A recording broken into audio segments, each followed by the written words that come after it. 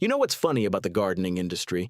They've built a billion-dollar business on a problem that doesn't have to exist. Every spring, most of us head down to the garden center and we load up. Bags of this, bottles of that, slow-release granules, liquid feed, all-purpose, tomato-specific rose formula. We spend $50, $100, sometimes $200 before we've even turned a single shovel of soil. And then we go home. We apply everything according to the instructions, and we feel like we've done right by our garden. The Amish think that's one of the strangest things about the modern world. I spent some time a few years back around farms in Lancaster County, Pennsylvania, and one afternoon I got talking with an older Amish farmer, probably in his late 60s, white beard, hands like leather, the kind of man who's been working soil since before he could see over the fence.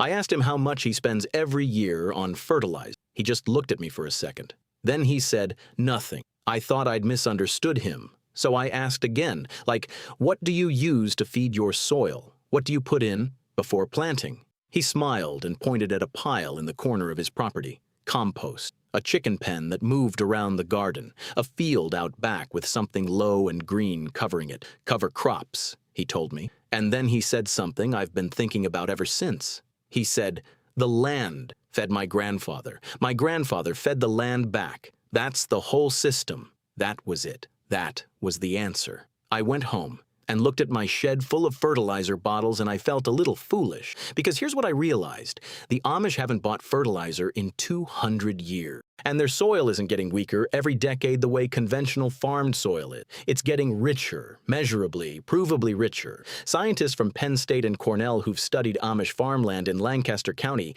have documented soil organic matter levels that are 2 to 3 times higher than neighboring conventional farms. 2 to 3 times. And they're spending $0 to achieve it. Today I'm going to walk you through exactly how they do it. Not the vague overview version, the actual method. What they put in, when they do it, how it all connects. And I'll save the one that surprised me most for the end, because once you understand it, you'll never look at a bag of store fertilizer the same way again. Now, I want to be upfront about something before we go any further. I'm not here to tell you that you've been doing everything wrong. I use synthetic fertilizer for years. It works. Your plants grow. You get a harvest. Life goes on. But what I learned from spending time in those Lancaster County gardens is that synthetic fertilizer and real soil fertility are two completely different things. One feeds the plant.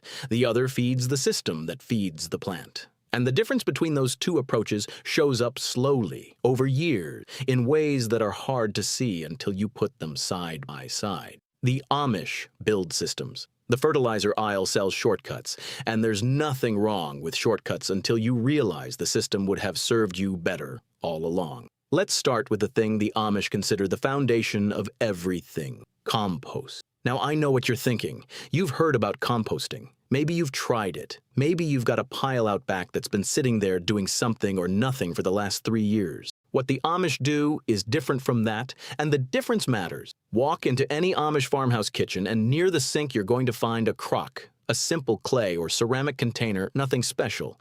Every scrap of organic material that comes out of that kitchen goes into that crock. Vegetable peelings, coffee grounds, eggshell, the water you boiled your potatoes in, every single bit of it. Nothing leaves that kitchen as waste. Every couple of days, that material moves to an outdoor pile. And here's where the Amish approach separates itself from the average backyard compost heap. They manage the ratio: 3 parts brown material, dry leaves, straw, wood chips, 1 part green material, kitchen scraps, fresh plant waste. That ratio matters because it creates heat, real heat. A properly managed Amish compost pile will hit internal temperatures of 130 to 160 degrees Fahrenheit. That heat kills weed seeds, it kills pathogens, and it accelerates the breakdown of organic material into something your soil genuinely craves. Most backyard composters never hit those temperatures.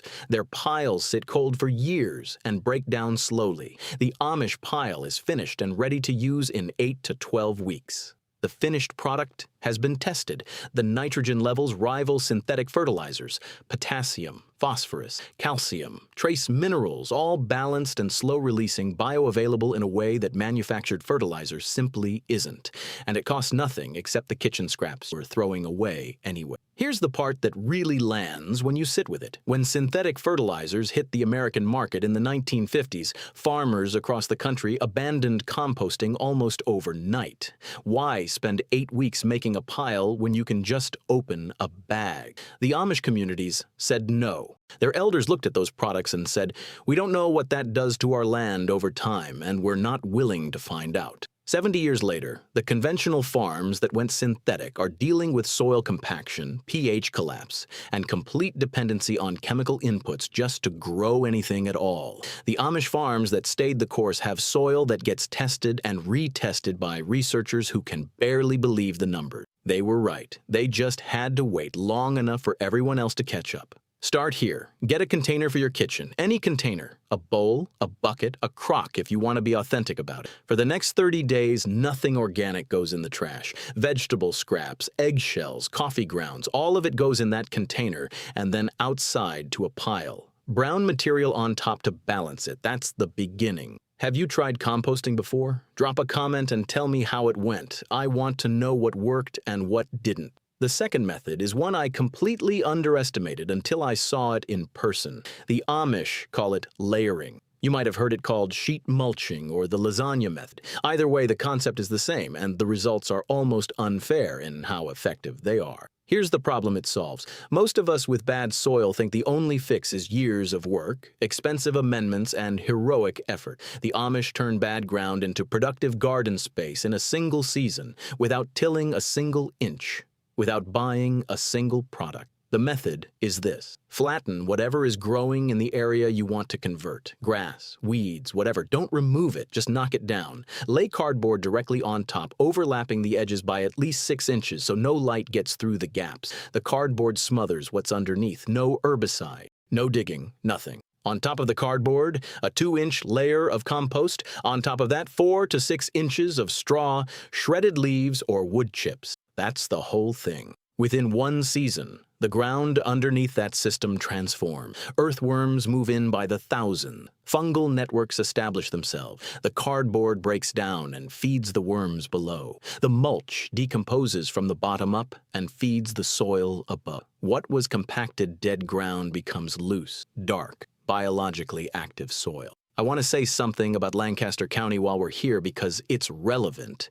That region of Pennsylvania has some of the most productive agricultural soil in the entire United States. Researchers study it. Universities send students there. And the land that Amish families have farmed for generations is consistently richer than the land around it. That soil wasn't a gift from nature. It was built layer by layer, generation by generation, using exactly this kind of thinking. Once a sheet mulch system is established and maintained, you almost never need to add purchased fertility again. The system feeds itself. The mulch becomes compost. The compost feeds the plants. The plant waste feeds the mulch. Around and around, season after season. That is the exact opposite of what a bag of synthetic fertilizer does. Think about your worst garden bed, the one you've kind of given up on, the one with the dense clay or the rocky ground or the grass that keeps coming back. That bed is your sheet mulch project. Pick up some cardboard from anywhere, lay it down this weekend, layer on top, walk away. The third method is where the Amish start to look like actual geniuses, and I mean that with complete sincerity. They don't have a chicken coop in one fixed location. They have a movable enclosure. A lightweight wooden frame covered in wire mesh that houses their chickens and gets relocated to a fresh patch of ground every 3 to 4 days. You might have heard this called a chicken tractor, and the name is perfect because it does the work of a tractor without any of the damage. Here's what happens wherever those chickens sit. They scratch the surface, breaking up any compaction and aerating the soil. They eat every pest, grub, and weed seed in that section. And they deposit a dense layer of manure directly onto the soil. Fresh chicken manure is one of the highest nitrogen organic materials that exists. Then the pen move, and that patch gets planted 2 to 3 weeks later once the manure has had time to start breaking down. What science has confirmed is exactly what the Amish discovered through observation. Chicken manure applied directly to soil and given a few weeks before planting creates a nitrogen availability spike that launches seedlings faster than most synthetic alternatives. But unlike synthetic nitrogen, which hits hard and disappears in weeks, the manure releases slowly throughout the entire growing season. The plant gets fed from germination all the way to harvest. No timing schedule, no measuring, no product to buy, just chickens doing what chickens naturally do in the right place at the right time. I know what some of you are thinking. You live in a suburb. You can't have chickens. Fair enough. But here's the principle. Animals and plants are not separate things. The Amish never separated them. Every animal on the farm has a role. And one of those roles is feeding the soil. Modern agriculture broke that relationship, put animals in factories, plants in monoculture fields, and created a system where neither can function without massive chemical intervention. If chickens genuinely aren't an option, the principle still applies. Rabbit tractors work. A couple of ducks will do it. Purchasing fresh manure from a local farm costs almost nothing. A bag of composted chicken manure from the garden center is a pale shadow of the real thing, but it's still better than synthetic nitrogen. Have you ever used animal manure in your garden? Drop your experience in the comments. I want to hear what actually happened. This next one works while you're asleep, while you're inside making dinner, while you're not even thinking about your garden. When an Amish garden bed finishes its main season crop, it doesn't go bare. It never goes bare. The Amish immediately seed it with a cover crop, fast-growing plants chosen specifically for what they put back into the ground. Winter rye, clover, hairy vetch, field peas. Each of these does something extraordinary underground. Clover and hairy vetch are nitrogen fixers. Their roots form a partnership with specific soil bacteria that pulls nitrogen directly out of the atmosphere and locks it into the soil in a form that the next crop can immediately use. There is unlimited nitrogen in the air above your garden right now. The Amish figured out how to collect it using a plant and deposit it exactly where the next season's vegetables need it. When the cover crop gets cut down in spring, all that stored nitrogen releases directly into the roots. I'll be straight with you about the numbers. Agricultural research shows that hairy vetch can fix anywhere from 80 to 200 pounds of nitrogen per acre over a single season. That's comparable to a significant commercial fertilizer application. Except it costs almost nothing, and it also improves soil structure, suppresses weeds, and protects the ground from winter erosion at the same time. The Amish have been doing this rotation for generations. Their soil maintains and, in many cases, increases its nitrogen content year after year with no purchased inputs. Conventional fields lose measurable nitrogen every single season and require larger and larger applications just to hold steady. One builds, the other depletes. After your fall harvest this year, broadcast clover or field peas over every empty bed. Let them grow through early spring. Cut them down 3 weeks before you plant. Watch what happens to your seedlings that first year. You'll never leave ground bare again. Okay, I've saved this last one because it's the one that completely changed how I plant, and I've never seen it explained well in any mainstream gardening. Before any heavy feeding plant goes in the ground, tomatoes, peppers, squash, corn, the Amish prepare not the surface of the soil, but what's underneath it. 12 to 18 inches underneath it. Here's the exact method. They dig a trench about 1.5 feet deep in the planting area. Into the bottom of that trench, they place a specific combination of materials: aged compost, wood ash, crushed eggshell, and in many communities a handful of dry straw or small wood scraps, twigs, and pieces of branch. Then they fill the trench back in and plant on top. Here's why it works. All plant roots grow downward. They're searching for water and nutrients below the surface. When those roots reach 12 to 15 inches down, they encounter this concentrated nutrition depot right in the zone where they're working hardest. The plant doesn't have to wait for rain to push surface nutrients down. It doesn't have to compete with soil chemistry that locks up top-applied fertilizer. It grows its roots directly into abundance from the start. The wood scraps at the bottom do something else entirely. As they decompose slowly, they create a sponge layer, a porous, water-retaining zone that holds moisture during dry periods and releases it slowly upward to those deep.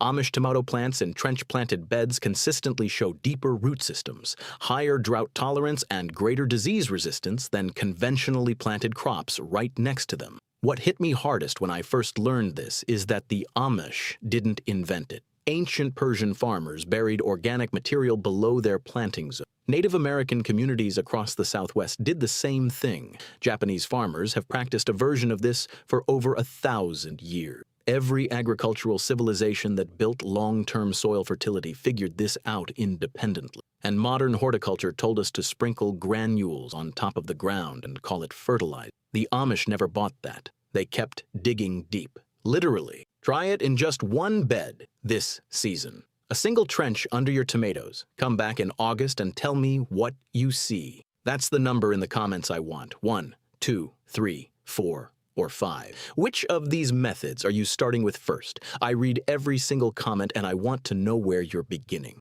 Before I let you go, I want to give you something practical because information without a starting point is just entertainment. 3 things you can do tomorrow. Not someday. Tomorrow. Get a kitchen container, put it near the sink. For 30 days, every scrap of organic material goes in it and then outside. That's your compost system started. Find the worst bed in your garden. Pick up cardboard from anywhere. Cover it this weekend. Layer compost and straw on top. Walk away. That bed will not look the same in 60 days. After your next harvest, go buy a small bag of clover seed. It's cheap. Usually a few dollars covers a lot of ground. Broadcast it over every empty patch of soil you have. Let it grow. Cut it down before spring planting. That's your nitrogen fixed for free. 3 steps, $0 on any fertilizer product. And by the time spring comes, your soil will be in a fundamentally different place than it is today. The Amish don't overthink this. They don't wait for the perfect setup or the perfect season. They work with what they have, where they are, right now. And then they trust the system to do what it's always done. That's the real lesson underneath everything we covered today. If this changed how you're thinking about feeding your soil, hit subscribe. Every week, I'm going out and finding more of these methods, more forgotten wisdom from people who figured things out long before the rest of us were paying attention. There is a lot more coming. And before you go, one more time, which method are you starting with? Drop the number in the comments. Herberbror, I'll see you in the next one.